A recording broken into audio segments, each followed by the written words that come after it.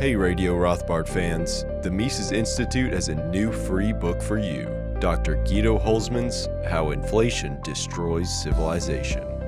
Learn how inflation isn't only making us poorer, it's harming our culture, mental well-being, and the moral foundations of civilization itself. Get your free copy today at Mises.org/RothPodFree. Hey guys, this is Tho Bishop with Radio Rothbard, and if you're listening to the show, you're no doubt familiar with Human Action, Ludwig von Mises' masterpiece. This is the 75th anniversary of its publication, and in honor of that, we are holding a very special event on May 16th through the 18th, a conference dedicated to this very important book. We're going to have scholars from all around the world coming in, including Bob Murphy, Guido Hulsmann, Joe Salerno, Tom DeLorenzo, a whole list of all-star Austrian scholars. Now, as a Radio Rothbard listener, we've got a special opportunity for you. If you go to Mises.org/RR raffle, that's double R, raffle, you can enter in to get a free admission to this very special conference. Also, if you're a student, we've got scholarships available for you at the event site, Mises.org/events. So I hope to see you guys there, and now enjoy the rest of the show.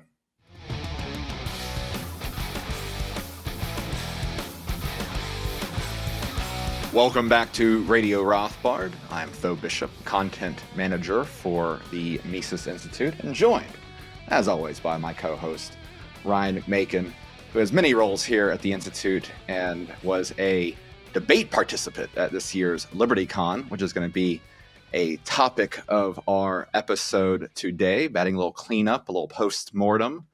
I think he's still wiping the blood from his hands after his beatdown on the topic of secession, political decentralization at this year's LibertyCon, which was back in D.C. this year after moving around in the COVID haze and the aftermath there.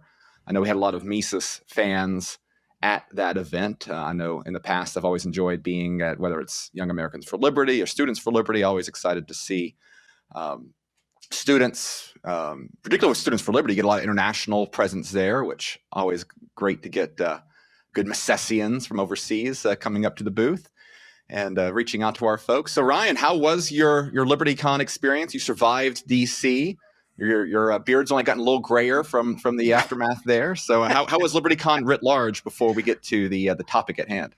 It was good. I enjoyed the event. I liked the people there. I suppose the people who didn't like me just avoided me. So it's not like I didn't have any problems or anything like that. I would go back again if they invited me to do something else there. And there were some good Mises people. There was a couple of different groups there that I really liked. There were, of course, Mises folks there, guys who had been former fellows, all guys in this case, as far as I could tell, guys who are going to be apprentices in your upcoming program, though, at least 2 or 3 of those people. Stefan Livera was there, who had not met in person before, and he's promoted us a lot on his podcast. And Peter St. Onge was there, and friend of the show. Economist. Yep, an economist at Heritage, but former fellow and just a good Misesian guy. And so, yeah, I had a chance to talk to a bunch of those folks. I don't party much anymore, so I generally was in bed at the normal time. But I did have a chance at the event just to speak to some folks. So that was good. And it was exciting then. Another group that I noticed was the Students for Liberty people from Argentina. Man, were they excited. They were so wired. I mean, even just normies that I know from Argentina, like at my parish and stuff like that, there's a couple of them who are just totally very excited, right? Because they're just so sick of their country being destroyed that they're really excited about Malay, right? And of course, I'm always, being the way I am, I'm like, boy, I just hope this whole thing doesn't end disastrously somehow. But of course, I want Malay to have total success in terms of reforming the internal economy there. And yeah, it was great to see the Argentinian guys. But you're right, just the international presence in general, just the guys from Africa, lots of different groups from Latin America. And so a lot of it's run-of-the-mill work in terms of just opposing whatever stupid, horrible idea the local regime has in all of these countries. And that sort of work needs to be done.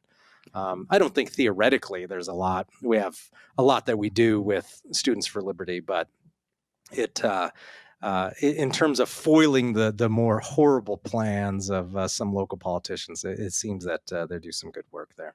Absolutely. I know within kind of American libertarian circles, there was a longstanding sort of view that sort of SFL folks were more left libertarian, maybe more anti-Mises. Young Americans for Liberty were kind of the more Ron Paul mold and the like. But it is worth noting that the head of Students for Liberty, Wolf von Lehr, Dr.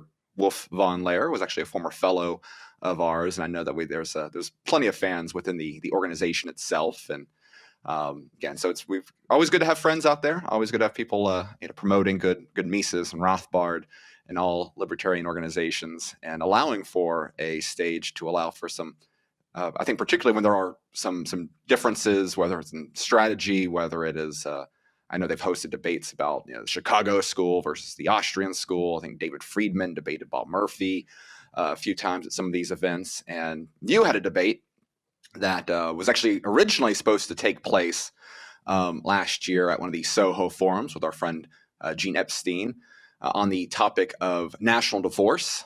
I think is the go-to title there, and as you explained in your opening, you don't particularly like that term, but it kind of goes to this broader conversation about the value of, particularly within the American perspective, the value of talking about secession, and whether that is state secession. Obviously, we're seeing a little bit more energy out there with the Texas versus DC stuff, as we addressed I think last week's episode. We've seen this actually kind of be a lot more normalized in the last several years. I mean, you even have Republican members of Congress that have talked about it. It seems something that has become beyond simply, it used to be us only kind of out there talking about it.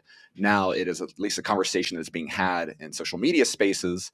And there are some libertarians out there that are opposed to the idea of secession. They argue, well, more states doesn't necessarily mean more liberty and the like. So, just for our audience that have not listened to the debate, which you can find on our Mises Media YouTube channel and all of its great glory there, though it misses my favorite point, which is when one of the first people introducing you called you Ryan the Kraken, which always glad to see that out there.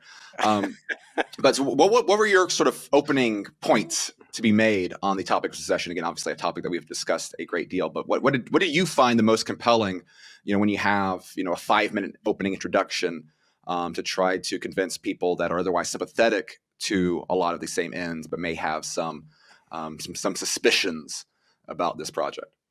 Well, something that cannot be ignored is just simply the fact that the right of self-determination is something that exists. It's something we have as human beings, and it's something that needs to be respected. And so by simply saying that, hey, if a majority of people somewhere in some corner of the country decide they don't want to be taxed and ruled over anymore by the central government, they should be able to leave. This is a fundamental right that is recognized even by the hacks at the United Nations. The idea of the right goes back to the Declaration of Independence, and by respecting this right, you're simply doing the right thing. So we're talking about fundamental human rights here. And Mises talks about this, although Mises' view of human rights was a little bit distinct. He was a bit more utilitarian about that. But he says, hey, look, people have an individual right to self-determination. And he even takes what Alan Buchanan, who's a notable and perhaps one of the most well-known and established scholars on secession, writes, is that Mises takes this radical view of the pure plebiscite theory of secession, which is basically that if you got any district or group of people where the majority says, hey, we want to break off, that they should be able to do so. Mises was actually very radical on this. But in a recent article for Mises.org, which I wrote just to clarify my thinking for the debate, and which you can certainly see on there in my archive now, just from last week, this idea of self-determination Yep, it starts with the Declaration of Independence. This is recognized. You can see this all over the scholarship. You look up right of self-determination, and what does it talk about? It talks about the American Revolution. It talks about Locke to some extent, but that its application in real life dates to the American Revolution. And then later groups copied it significantly. And I note that in the article, the Hungarians, the Poles, any of these secessionist groups, and later, of course, right, decolonization is all about the right to self-determination. The Kenyans, the Spaniards, or the South Americans used it to break away from Spain. The issue just comes up again and again, and it's an issue of secession. And occasionally you'll hear these crackpots attempt to claim that the American Revolution was not about secession. And you'll see this sometimes. I think I quote in a recent article I did on Jefferson about this historian. I don't know how somebody gave this guy a PhD, saying that, it's not the Declaration of Secession, it's the Declaration of Independence.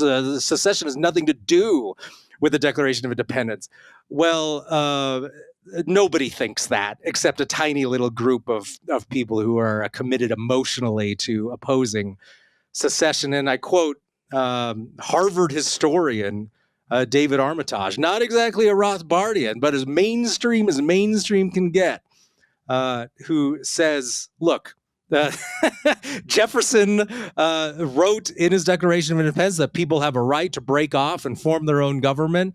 This is, Armitage says, a right to secession. That's it. And he notes that this actually technically predates even the American Revolution. You could note that the Dutch Republic, which broke off from the Habsburgs, was a case of secession as well in the 17th century. And of course, anyone who claims that wasn't secession is clearly in La La Land too. So we can see this right that's well established and has been used over and over again in the 20th century. Decolonization, and then after the end of the Soviet Union, was used in the Baltics and then in Ukraine to declare independence. And these were even in the case of the Baltics and Ukraine, they were offered voting and representation within a new Soviet Union under what was called the New Union Treaty. They were offered an opportunity to continue in this new republic that would be the successor state to the Soviet Union. And they refused and said, forget about it. We're going to have our own country. But according to all these libertarians out there who are telling me that secession's bad because America's a republic and they have representatives in Congress, so you're not allowed to leave, that it was wrong for Latvia and Estonia and Lithuania and Ukraine to leave the Soviet Union because, hey, they were offered a Republican relationship there. They were offered to be in a Republican state with the Russians and have a constitution and be considered a sovereign state, much in the way that American states are considered sovereign. But they say, no, you can't do that if you're in a republic. But we can see right there just how inconsistent they are, because few of them would tell you today that Ukraine doesn't have a right to independence because it insisted on pulling out of what would have been a constitutional republic.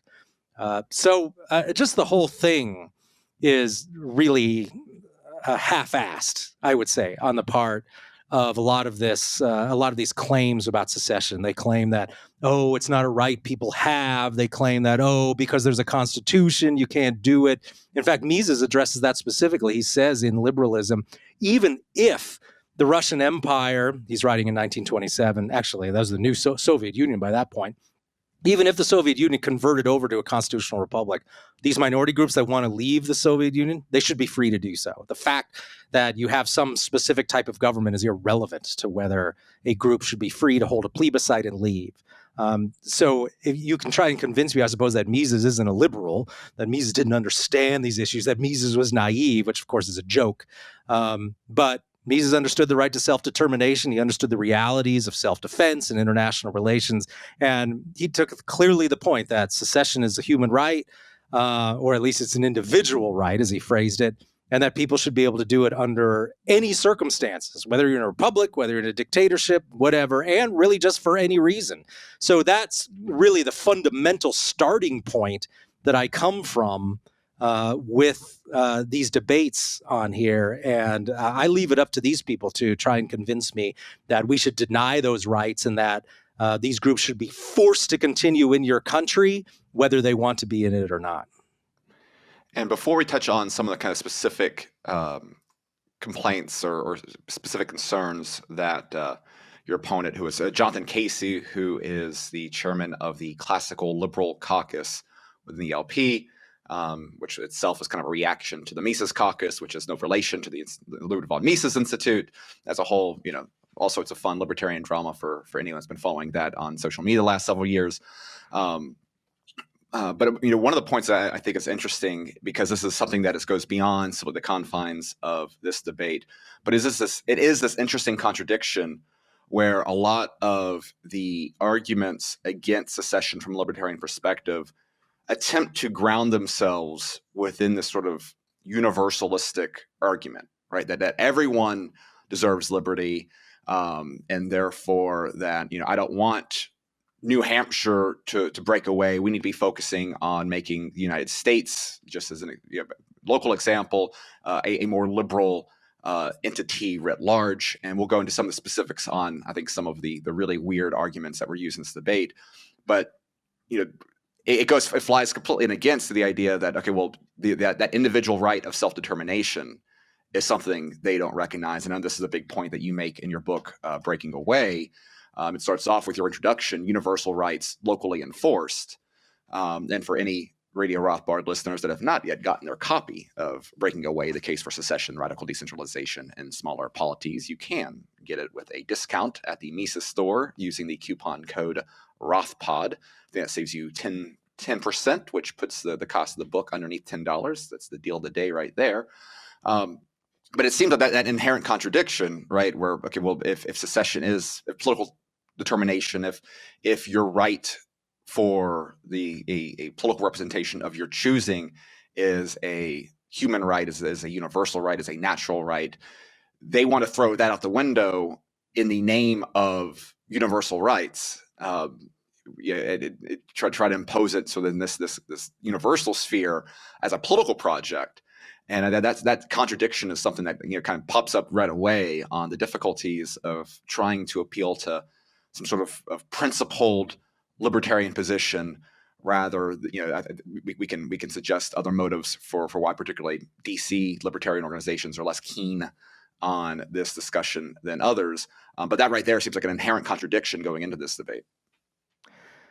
Yeah, basically their position is when you're in any sort of a political union, the people at the center, the people in what we'll call the metropole, which is the term that describes the ruling city, the ruling group within a larger empire or political entity, that the people in the metropole know better. So here's an example.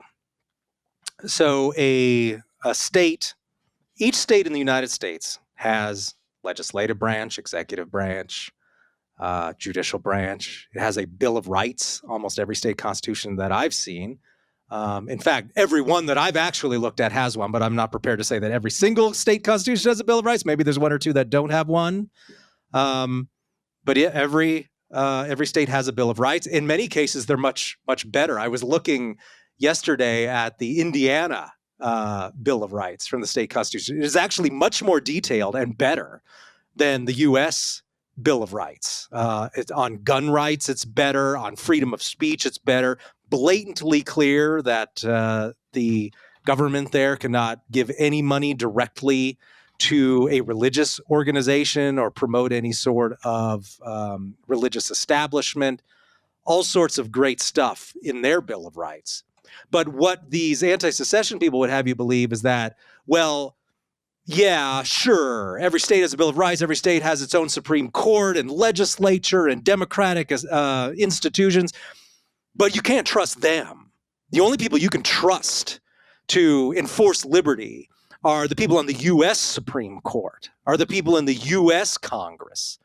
And what is the justification for saying this? It's I have no idea what the theoretical claim is here, that the more centralized government, the better, that because they're bigger and richer and have more power, that therefore they protect rights better. It's a bizarre position. But what their position is saying is that Republican government, Democratic government doesn't work at any level lower than the U.S. federal government, which is just a terrible position, illogical. It's never been explained to me why that's true. And that's boy, are they obsessed with that idea? And that's essentially their position. Now, at the debate, I asked, okay, well, if the higher you go, the more rights are better respected, then why stop at the U.S. government, right? There's a recognition implicit in all of these claims. Unless they're out there advocating for world government, they're recognizing that it's perfectly normal and natural for the world to be decentralized, right? There's about 200 different countries in the world. They don't get up there and say, well, Canada can't be trusted to do its own thing, so it should be annexed and merged with the United States. Mexico can't be trusted to do its own thing, so it should be merged and annexed by the United States. Why? Why can Mexico be allowed self-government, but California cannot, Oregon cannot, Colorado cannot, Texas cannot, but not Mexico, but Mexico gets their own government. Canada gets their own government. Why shouldn't they be ruled over by the Supreme Court? Again, no explanation there. And so I say, why not then have all rights protected by the United Nations, right? All U.S. law should be subjected to review by the United Nations Human Rights Council. What's their argument against that then? What are they going to claim? Is that, oh, well, Americans have a right to self-government. So Americans get self-determination in some vague way, but once you go down a level, you get down to a group of 20 million people instead of 330 million people. Those people, the smaller group doesn't get rights. So explain to me why the UN shouldn't be in charge of human rights. Why would not a global Supreme Court do a better job of protecting rights than the U.S. Supreme Court? Since, as these anti-secession people tell us, you can't trust the Texas Supreme Court. They're a bunch of hicks and rubes, and they would do everything wrong. And what I note also, of course, is that this fundamentally is colonialist thinking. I mean, these people are saying if you change some of the locations, the words, you're saying exactly what all of those British colonialists were saying 100 years ago. Well, you can't let those Botswanans run their own country. They're barbarians. They wouldn't know how to protect human rights. And I mean, it's the exact same thing. So how I have yet to understand what is this true philosophical standard that explains to me why a republic the size of Texas can't have self-government, but something that's about 10 times larger is much better at it. And one of the things I think is interesting is, I think the most common pushback, the most common argument that was waged your way during your debate was, oh, well, Ryan's great at talking about this stuff in the abstract, even though a lot of your content was actually based off of empirical studies about the value of small states and how the incentives of smaller states lends themselves to more politically liberal, the Misesian sense, views on whether it's trade or taxes or various policies and the like. Like, oh, well, you don't have a plan, and I don't want to get rid of our constitutional Fourth Amendment rights in the pursuit of some secessionist, right-wing fever swamp, sort of tear down of this beloved Constitution, because then I have no safeguard to our liberty. And to me, like that argument was very bizarre for multiple reasons. One is that it suggests that constitutional protections are holding up for any particular strength, right? I mean, the idea that the Constitution is safely guarding Fourth Amendment rights, particularly in today's age of sniper snooping and everything that we know in terms of the government's collection of data and surveillance, the ways that they are able to coerce various private institutions to essentially be private arms of state enforcement. Whether it's having their bank squeal on your behaviors there, or your cell phone provider, or your internet provider, and the like, making them proxies into a larger and larger, more powerful corporatist state. In that regard, this romantic ideal that ultimately is required to argue against secession, particularly in the American perspective, seems to me to require almost as this side defense of the regime as it stands now. And then the solution to it, their idea is, oh, well, all we need to do is, I think this is a direct quote, we just need to pass more laws to make America more libertarian. And then the question then is, okay, what is your plan to do that? Right? I mean, you look at Washington, D.C. in particular. I mean, Washington, D.C. is perhaps the most broken political system in the country, and maybe that's there's perhaps some silver linings there where Congress is not as they've only passed it's the least productive Congress in modern history, which given the makeup of the current Congress is probably better than a more active Congress. But the idea that all we have to do is hold a few more libertarian events and we can pass some laws at the federal level that will take the concerns that you and I might have, people skeptical of DC might have, and simply codify them into this large national American perspective. That to me seems far more idealistic than the idea that a state like Texas, which has a Bill of Rights, right? Most states have a much larger state of Bill of Rights than the Constitution does. I mean, I've got Texas's Bill of Rights pulled up right here. There's 32 sections within it dealing with a variety of things. I mean, I'm not going to try to suggest that the state of Texas is perfect at protecting the rights listed here by any means, right? It's still a state. But this entire dynamic that seems to be that was one of the most consistent sort of pushbacks here. And for me, as a objective observer, of course, from the sidelines, one that seemed completely wanting. It's they go off on this thing about how you don't have a plan for implementing your secession, so maintain the status quo. That is essentially what they're saying. I can't find a difference between these people and just a standard conservative who likes the status quo, wants to protect the status quo, thinks you shouldn't do anything too weird, too radical, because that'll just automatically be bad. Makes me think of some of these, like these old school, like anti-abolitionist types from like the 19th century. Their argument was literally, these people are reprehensible because they want to overturn the established order. Oh no, God forbid anyone overturn the established order. But that's Jesus loved the established order. Moses loved the established order. That was a point Will Grigg would often make, is what a joke it was when people argued that the established order was always good. He's like, well, if these people pretend to be Christians, then they should probably shut up about how great the established order is. But since their God is apparently historically not a big fan of the established order, but that's essentially what the argument they make is. So it's a conservative argument, and don't mess up my precious Bill of Rights.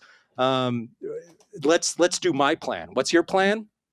We'll appoint even better guys to the Supreme Court, and we'll vote harder and elect more of our guys. Oh, okay. And if you don't, then what motivation does the government have to actually protect your rights? This is something they miss every time, is an important point that Gustav de Molinari made, was that, look, what incentive, and if you don't know Molinari, look him up, one of the great radical liberals of the 19th century and a huge figure in classical liberalism.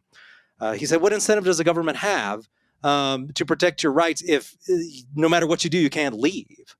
And he said, absolutely. Every region, every municipality has a right to self-determination and a right to leave. And it should, by the way, be this right of double secession. That is, it's not just the regions, our recognized departments or whatever here in France that get to leave. It's the cities within there that we can do secession right down to the local level, just like Mises, by the way, at the ultra-local level, supported.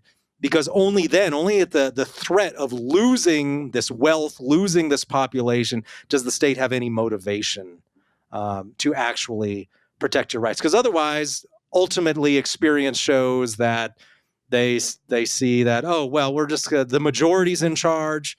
You're a minority group within the majority. Tough luck. We're going to do what we want. You can't leave. You're not allowed to leave. Let's move on. Oh, and we promise we'll protect your rights in the future, though. We'll figure out some plan for that. And that's the thing. They don't have a plan. They don't have a strategy other than doing what's been done for the last 100 years. And to then expect some sort of plan from the secessionists, when in reality, all the great secessionist movements that have been very successful, there's no plan. There was no plan when the Baltics broke off from the Soviet Union, and who have since their GDP per capita has just absolutely outpaced the Soviet GDP per capita. They've left the Soviet Union in the dust. They didn't have a plan. In fact, they absolutely refused to go along with the proposed plan from the Soviets. The United States didn't have a plan. They broke off. They fought a war. The Dutch, they didn't have a plan. They just wanted to get away from the Habsburgs. So this idea that, oh, yeah, well, we need to get the permission and we need to have some sort of orderly thing. Hey, if you're opposed to that turning into a bloodbath, then don't support the war to prevent secession. And I didn't ask this during the debate, but it would have been fun to ask was, how many people in the audience are willing to take a bullet or to shoot somebody else to prevent, say, Texas or anybody from seceding? If A, you're willing to send other people to die to prevent secession, or you're willing to shoot somebody to prevent secession, or you're willing to have your head blown off to prevent secession, you're a deeply disordered person. And I hope you're never in charge of anything. Unfortunately, a lot of old geezers in Washington, I'm sure, would love to send young men to fight and die to prevent secession. But if you're against that sort of bloodshed, then don't support wars against secession. And the world will be a much more peaceful place. Well, I think it's also, there's a wonderful irony with the people that are, want you to have a very specific plan for this gradual political decentralization. Typically the same ones that like to call themselves Hayekians, which, to be fair, I think is a discredit to Hayek. Hayek is much better than most people that describe themselves as Hayekians. Usually it's kind of a way of distancing themselves from Rothbard or Misesians and things like that. But of course, kind of one of their favorite lines is the beauty of spontaneous order. And yet when it comes to political arrangements, this is precisely what they fear the most, is the spontaneous order that could allow from a respect and an appreciation and a defense of changing of borders, of political decentralization, of secession, of the dynamics which Ralph Raico identified, as you referenced in your debate, what made Europe freer and more prosperous and the like. It's very, again, this is not a pie in the sky, pontificating from a very nice armchair, thinking about what could have happened. But I think that your work on this topic in particular, you root it so well in terms of the empirical realities that history has presented, as you've discussed already in this episode. But that whole pushback, that concern about what spontaneous order will look like with a changing political border landscape. Just one of the interesting, again, one of these other contradictions out there that are pretty unique only when libertarians debate this issue, right? We don't have to worry about these sort of hypocrisies when Joe Biden's out there, threatening to nuke, secessionists and the like, right? That's perfectly makes perfect sense within the worldview that they have, but is a unique little quirk when libertarians come out with. Yeah, let's talk about the empirical data there for a second, because I haven't really gone into any of the details here. The anti-secession people, they're always purely speculative. Oh, well, I have, in my opinion, if Texas breaks off, it's going to erect all sorts of trade barriers and slam shut its borders. And we all know that the only reason any country would want independence is to erect controls on trade and migration. Actually, the empirical evidence shows the exact opposite. And there's tons of studies, especially after the end of the Cold War, where there was a flowering of scholarship and interest in secession during the 1990s and 2000s. Now, some empirical studies show that it doesn't really make much of a difference.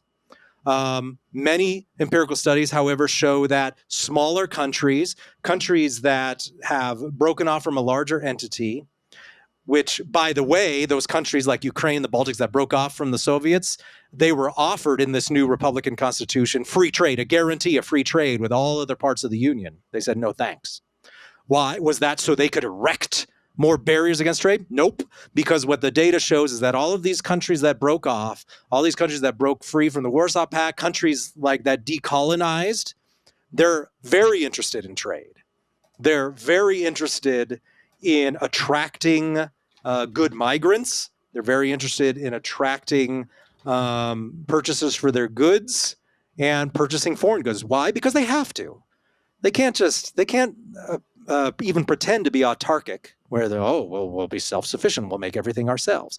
Some Latin American countries tried that in the 70s and 60s when they were in the thrall of dependency theory, which was this dumb theory that if you make everything yourself in your home country, that you'll be better off. Well, all that does is make you poorer.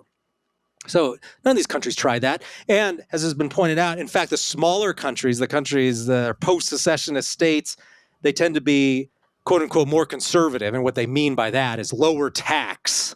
And so that's clear. In fact, when we see the countries that oppose the idea of a global minimum tax, which is a movement of large countries always want a global minimum tax so that they can then push other countries around and tell them what their minimum tax should be. Why do big countries want a minimum tax? So big countries can have high taxes and not have to worry about small countries with lower taxes attracting more capital, attracting the best workers, and attracting more trade because they've got goods produced at a lower cost.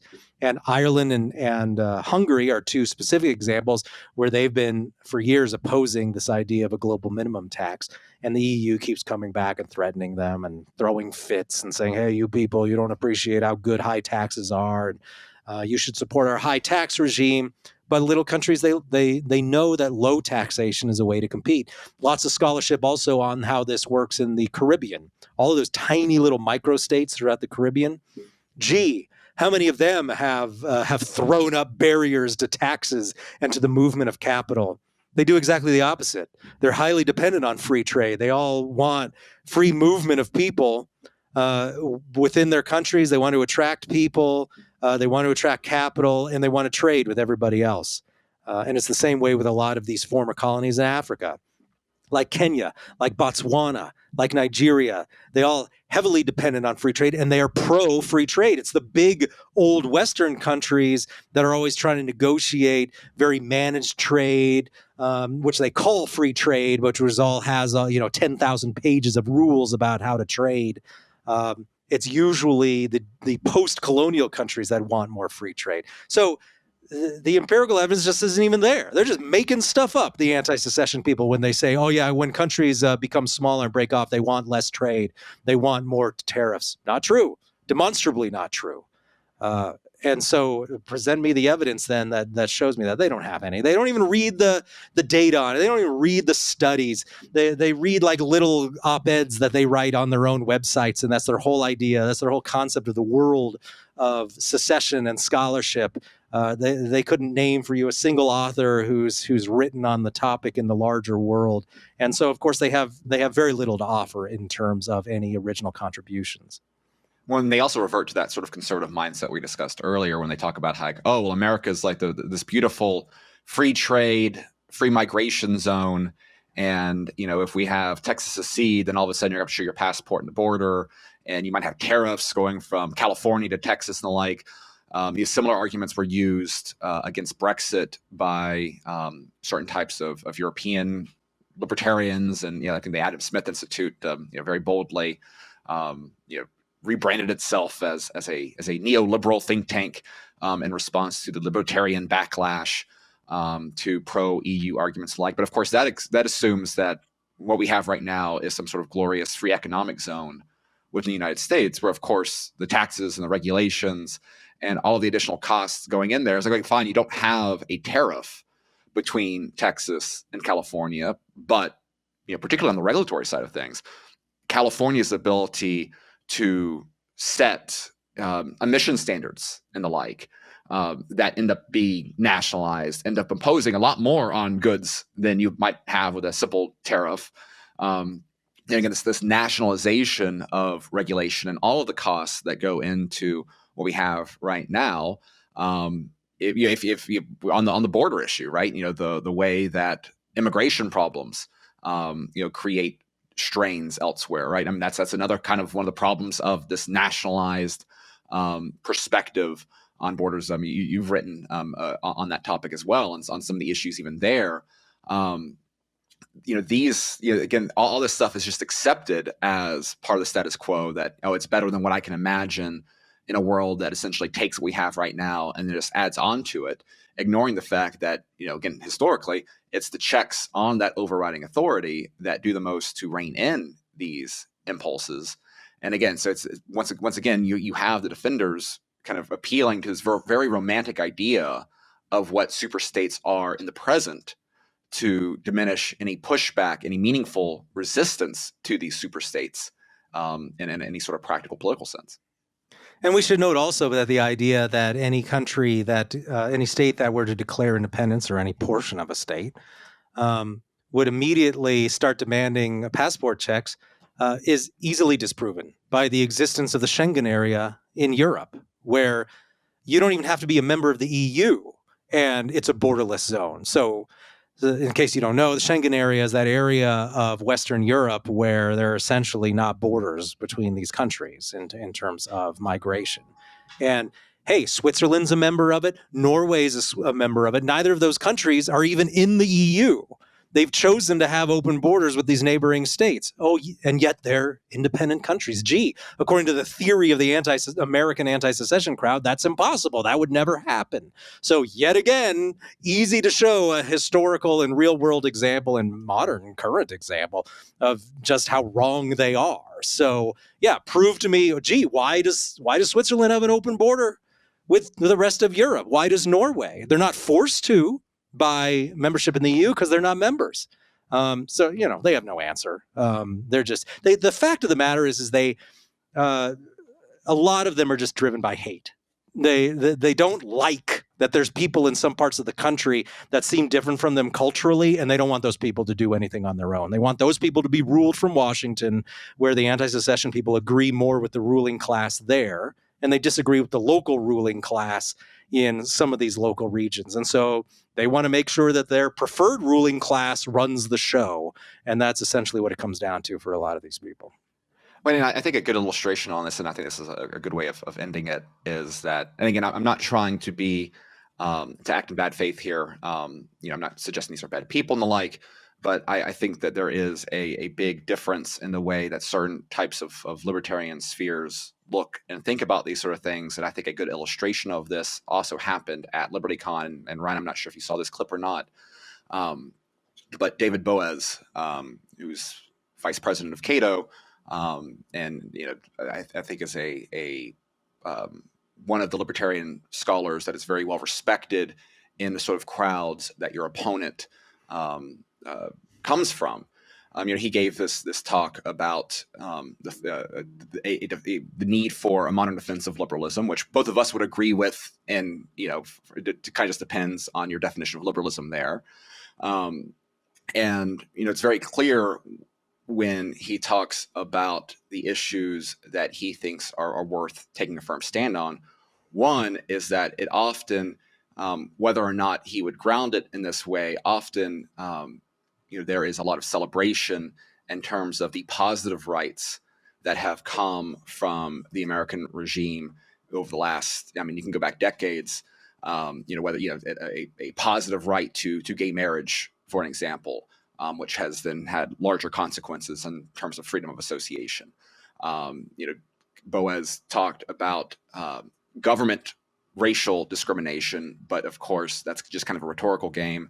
David Boaz has also said that the civil rights movement writ large in the 60s was a great libertarian achievement, which of course was not restricted simply to government imposed racism, but all sorts of infringements on the right of free association on various grounds in the private sector as well. So again, I appreciate the thought put into it, but based on this record here, we can very clearly see what he says. And so he will say anyone who takes this right of association, which ultimately is what we are talking about when we are talking about political decentralization, that those that care more about that right to association than these positive rights of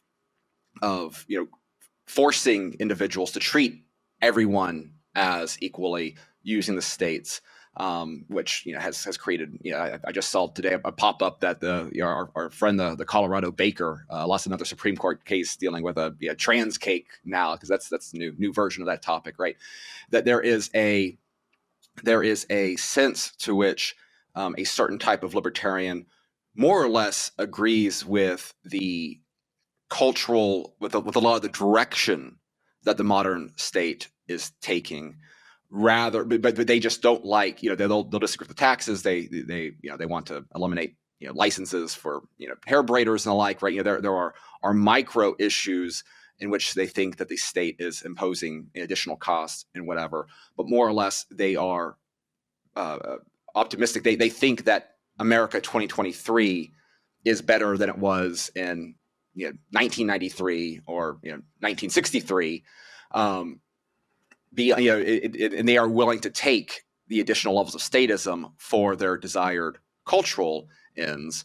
Whereas I see America today as becoming, I think from a variety of levels, and it coming top down, right? The way that the government has imposed itself has weaponized cultural forces through state policy, has had impacts that have affected private businesses and civil associations, and restricted all these sort of natural organizations that allow for proper for better social cooperation, for a lot of the same ends that we might talk about in unison. But there is a willingness to go along with or to accept a lot of the status aspects of it, because they are more or less happy with the trends that society is going. And I think this is kind of one of the big differences there, that ends up reflecting not just simply some of the sparring going on. Of course, it's worth pointing out. Cato talks about the right of minorities, and yet they had vaccine mandates for their employers at their headquarters and like. I let readers, listeners deal with that as they would like. But there is this assumption. There's this kind of built-in assumption that the experts might be bad on economics, but are morally superior to the people that want secession, in Texas, and the Texas nationalists and people like us, right? And I think that is, they might try to justify themselves with romantic sort of, wrapping themselves in this romantic label of liberalism, that is a very different version of liberalism than Mises would prescribe to, or many of the classical liberals that a lot of your work is grounded upon. This is worth talking about when you've got a classical liberal caucus. If you actually read the classical liberals of the past, many of them would have no problem with, they firmly recognize the importance of Christian morality for allowing for individual human thriving and the like. That those are some of the, I think, the core differences that end up animating a lot of these different viewpoints, whether it's on strategy or some other things out there. Yes. Of course, they support that position because fundamentally they're imperialists at heart. They don't believe that the ideas of freedom should be spread through persuading people, by explaining to people why freedom is better, and changing society in an organic way. That way, what they believe in is imposing by force their preferred laws and way of society to every corner of really the globe, because you can see that in how they fired Ted Carpenter for opposing the U.S.'s proxy war in Ukraine. And the people at Cato, right? They're fundamentally they will even embrace outright American imperialism throughout the world, right? Teach those Afghanis the right way about how to treat women. Teach those Iraqis civilization. And so, of course, their impulse is the same in North America. Teach those people who don't think like us how to think properly. It all comes down to bake the cake, right? Bake that cake or go to jail. That's they love the coercion. They love the coercive aspect of it. These people don't think right. Jail them, destroy them, ruin their business. And thank goodness we have the central government to impose these enlightened ways on everybody else. But of course, that's not the way Jefferson thought things should happen. And in fact, Jefferson specifically, in a letter in 1816, said that, and by the way, this is 40 years after the Declaration of Independence. He's still supporting secession. He always supported it. He says, look, there are people in if it comes to a situation where people in other states are not like me, and they promote warmongering, they promote mercantilism. I would be in favor of them seceding off or us seceding off and rearranging the union in such a way that we created a new union with people who we agree with and think alike. And of course, Jefferson thought we should spread the ideas of liberty through voluntary means. And he saw that if we have to secede in self-defense against these warmongers or these people who support coercion, then we should do it. He was the true opposite of a colonialist. But these people they oppose secession because they see good ways of imposing their way of life. They're fundamentally imperialistic in their thinking. And so what can you do with that? You just have to keep opposing them, and you have to deny them their coercive ways, because that's fundamentally what they want. And of course, they all just assume that everybody agrees with them also. They're all pro-abortion, for example, and they think that if you're not, that you should be conquered by the central state and forced to be pro-abortion in policy. So that's the way they see the world. And their method of imposing that is via the Supreme Court and ultimately via the U.S. military. You send in federal agents to make sure that people are living in a way that is approved by your central government. And at the end of the day, that is what they support. And so you can't do much with them. You can't convince these people that the country should be broken up into smaller pieces, because they like the status quo. They like the fact that there is an extremely powerful central government that imposes its own way. And fundamentally, they're state builders. It needs to be looked at in this aspect as well. No government has ever said, oh, thank goodness we lost 10% of our territory. Now we can really do bad stuff.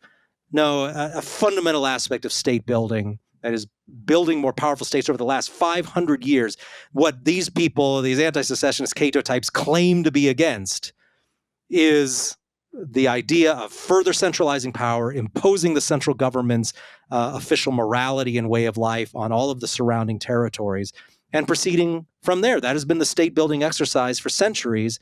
And these people absolutely contribute to that. They think it's fine and they want to keep it going. They just think that they're building a state that is spreading only good values. But in the end, if they end up supporting, of course, forcible reunification, if a portion of the country does break off and they don't think that the separatists should be allowed to do that, well, then of course, the blood will be on their hands. If there's a bloodbath in an effort to prevent any sort of secession, well, we should blame these people then, because fundamentally they've been sowing the seeds for preventing any sort of self-determination now for decades. Well, along with sending American troops to deal with the deplorables out there, whether it's in Texas or Afghanistan, I also have no problem sending the place in for people that were upset with the 2020 election. You don't see a lot of thought pieces about the need for criminal reform dealing with January 6th defendants or anything like that, from many of these circles. But I think that is a good point to leave it on. Again, always fun for having got to have a little, continue the libertarian drama just a little bit after an event like LibertyCon. Again, thank you for all of the listeners that are part of Students for Liberty that were at the event. And if there are any listeners out there that are going to be at our event next week in Tampa, I will be down there along with our great lineup, including our new president, Thomas DeLorenzo, and Patrick Newman and Joe Salerno. It's going to be a great event on inflation, causes, consequences, and the cure. If you haven't gotten your ticket yet, you can use our promo code at the start of the show for a discount on your registration there. If you're going to be at the event, please send me an email. I always love meeting fans of Radio Rothbard when we are out and about. And a reminder that we've got a very special Human Action Conference coming up in May. If you are a student in particular, we've got some great student scholarships available. It's going to be an all-star lineup, people from all around the world in there. And of course, what better reason to get together than to discuss not only Mises's great book, but the 75th anniversary of Mises's great book. So that will be a great event. Again, thank you everyone for listening. For Ryan McMaken, this is Tho Bishop. You've been listening to Radio Rothbard. We'll see you next week.